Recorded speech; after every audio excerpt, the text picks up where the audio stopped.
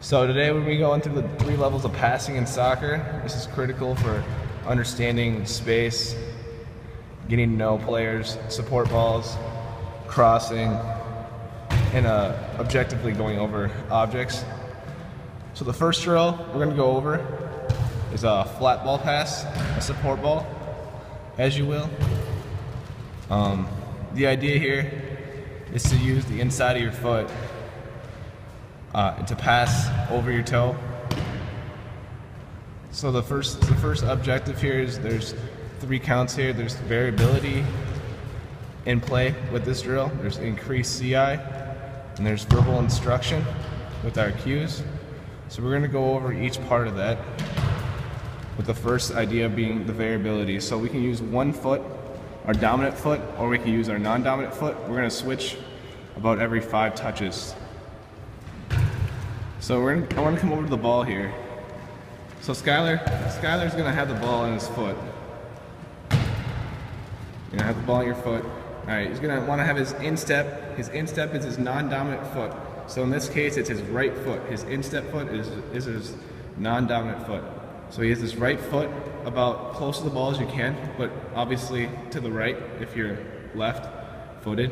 So he's going to instep with his right foot as he has right there, and he's going to come through with his left foot, striking on the inside part of his toe.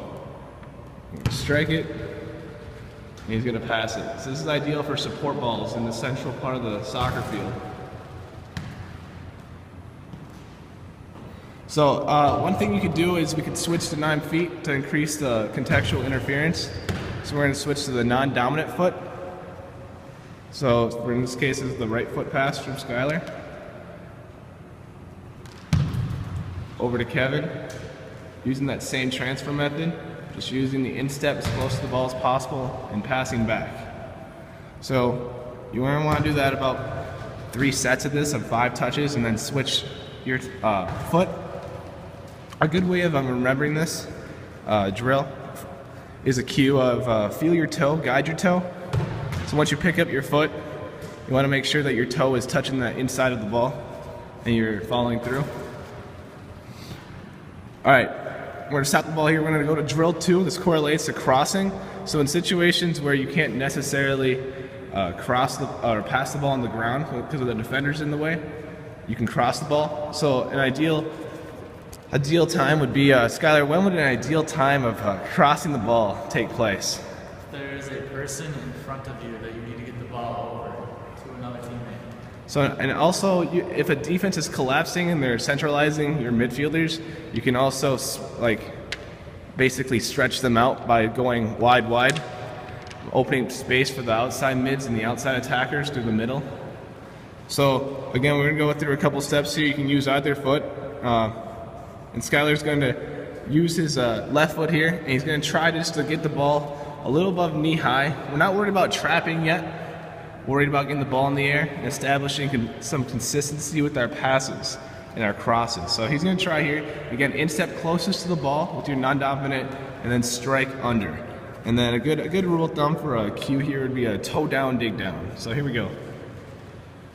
Pretty nice. That was a nice pass. Kevin's going to come back here. He's going to get his instep as close as possible to that foot.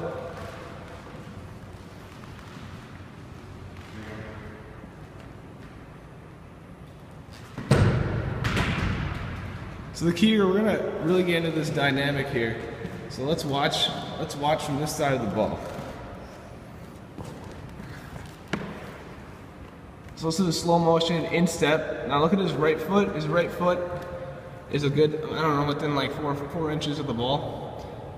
And you're going to want that foot to pop the ball up to dig down. So let's get a behind the view look. So you're basically coming completely underneath the ball and scooping the ball to cross the ball more accurately than not. So we're going to keep doing that. We'll do about 3 sets of that. You can switch contextual interference. You can switch that, chipping every other foot again, 5 attempts. And we can increase the distance of the chips, whether it's 10 yards or 20 yards or 40 yards of the chip. That's how we can change the contextual interference there. This could be used in a block practice since we're using like this in hole. So our last drill here, coming down to our third drill that ties in, is going to be our chip over higher. So our goal here is to chip the ball as high as possible. So this would be an effective situation in close counters.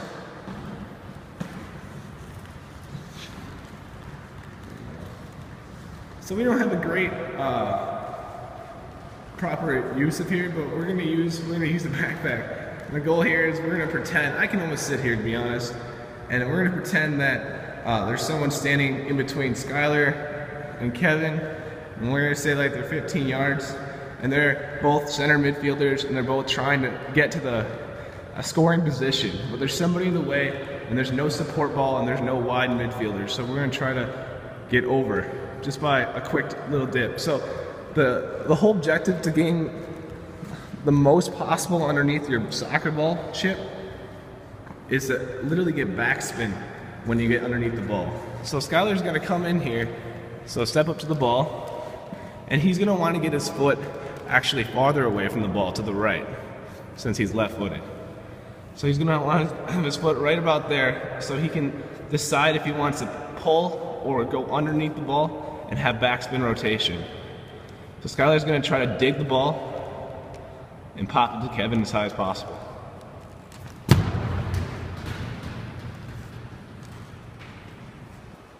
So one thing you saw there is that Skylar went a little inside, and he ended up having too much of his toe down. That makes more of a line drive. So Kevin's gonna try to kick the ball back as high as possible. That was pretty solid. Keep going. So you guys are gonna have a couple more reps of this. You're gonna do 3 sets of 5 attempts on each foot. They can switch feet if they want for contextual interference. They can try to get a better look.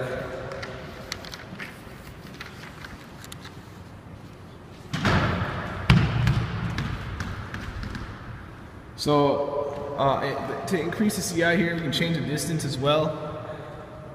Manipulating the object, the fixed object of the backpack, or let's just say a person was there to stop the ball. We're gonna use the cue, chop down, always down. So you almost don't want to have a traditional soccer kick in this sense. When you're trying to chip something, you want almost like a half swing back, and then just going right down on the ball.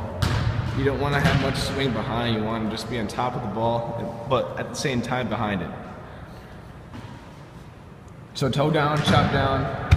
It's used in block practices. Could be used in hole. So at the end of the practice, this can teach us how to use space when people are manipulating the space and time, and once the sequence can perform a good offense attack. To make sure to see like what we have learned as a practice, we can also go through comparing performance before and after practice, use a transfer test or retention test to evaluate the performance, and we can demonstrate game-like situations. A couple things to keep in mind: we use Gentile's taxonomy, number 10, object manipulating motion stays fixed, and for the first drill. In drill 2, we use body transport, object manipulation, and motion fix for drill 2. In drill 3, we used in motion variability, object manipulation.